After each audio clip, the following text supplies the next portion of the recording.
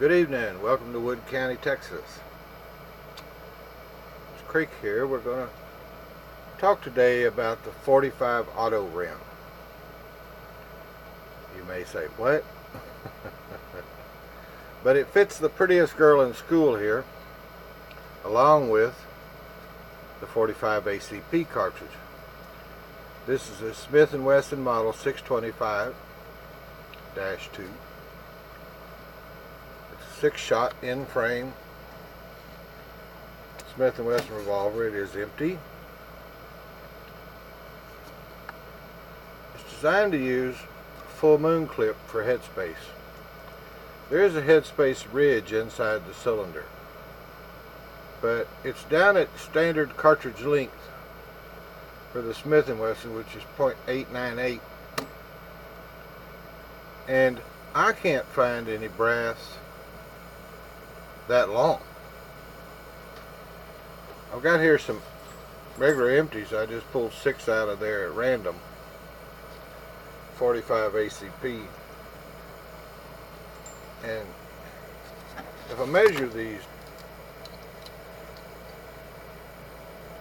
they come out at 890,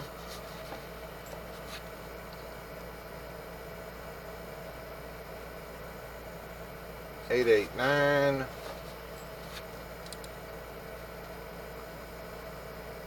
888,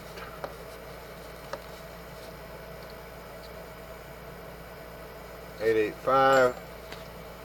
You get the point. 890. They're all 10 thousandths or more short. 887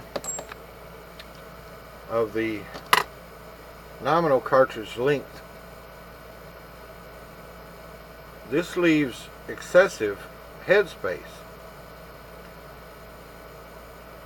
and causes light firing pin strikes or misfires if you attempt to fire the 45 ACP cartridge without the full moon clip. This is a full moon clip. It's sort of a second generation thing to the half moon clips from 1917. They make the gun really handy for loading and unloading. You load all 6 rounds at once. The clip acts almost like a speed loader. You basically just throw the rounds in there and they all eject at the same time, still in the clip. If you attempt to single load 45 ACPs in this gun, you can't eject them. They don't have a rim. So this gun will handle all of the traditional 45 ACP rounds. But there is an alternative, and that's the 45 auto rim. The 45 auto rim can be loaded exactly as if it was an ACP, but if you'll see there, it has a thick rim, which is the thickness of the ACP's rim plus the thickness of the full moon clip. So in this instance, it headspaces on the rim like any other traditional revolver cartridge. See? So it headspaces on the rim. It can be ejected just like any other revolver cartridge. So now we have a short, fat revolver cartridge, which allows us to single load the rounds as if it were 45 Colt or 44 Special or 44 Mag or any other big bore double action revolver. Well, this gives us a couple of advantages. One of the disadvantages of a full moon clip is if you need to make a partial reload, you fire 1 round and you want to reload the cylinder, or 2 rounds or 3 rounds, you have to kick the live rounds out of the gun in order to load 6 new at a time.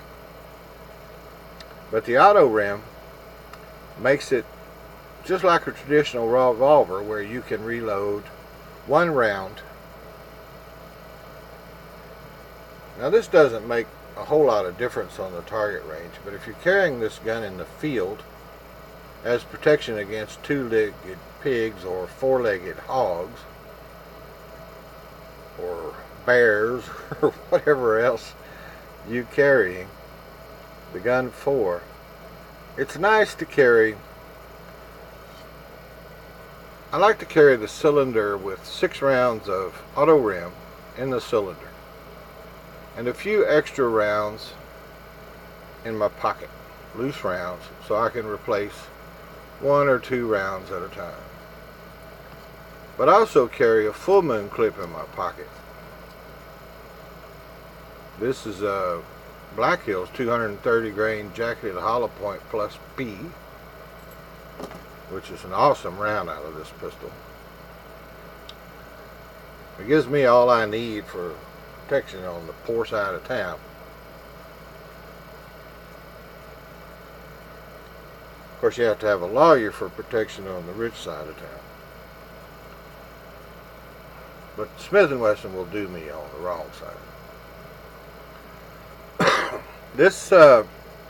These 2 rounds are traditional 45 ACP bullets and loaded the same as any 45 ACP with the ACP dies.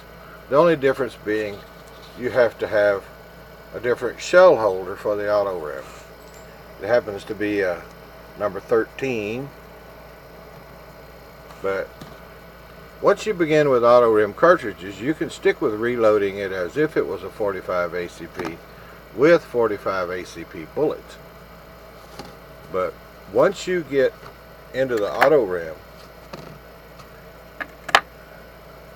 you can load any bullet of 45 caliber. These 3 bullets are from Desperado Cowboy Bullet Company. They're all round nose soft points, but different weights. They have a pretty cute little 170 grain round nose flat point here.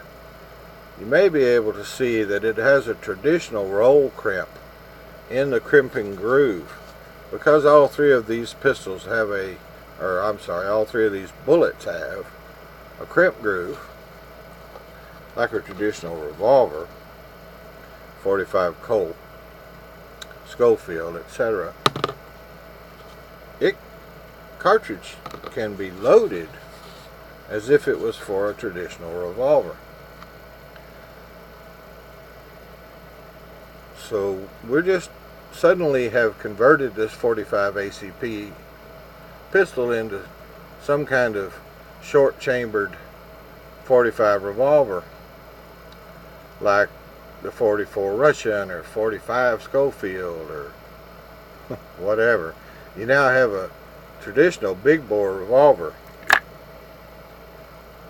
that allows roll crimping. Since it's not head spacing on the case mouth, it's head spacing on the rim, exactly like any other revolver cartridge. I loaded these rounds tonight with 5 different kinds of bullets. Brand new Starline brass, Winchester large pistol primer, unique powder, different amounts for the different bullet weights, and all of them pretty hot. I'm going to go to the range and test these out, see which one it likes. I like this 200 grain round nose flat point. It reminds me a lot of my favorite 4440 caliber. And it's loaded to about the same ballistics. This 200 grain bullet actually weighs 205. It's loaded with 7.5 grains unique right out of the Lyman manual. And I think out of this 5-inch barrel, I'm going to have a pretty good thumper round. Now, it was a little bit of a challenge finding data for this bullet. This bullet weighs 257 grains. It's 250 grain round nose flat point. Has a single grease groove. Desperado uses a pretty soft grease, and it's a fairly soft bullet at 1 part tin to 20 parts lead. They do flatten out really well when you hit something with them. I'm not claiming they're going to expand in soft tissue, but they hit bone, they are going to flatten out. And they're great for shooting steel targets too, or paper. They load really easily into the cylinder because of their shape. So I may start loading some of these bullets in 45 ACP brass because it will make it easy to insert the full moon clip. Especially with that roll crimp. I think I'll start roll crimping some 45 ACP brass just for this pistol.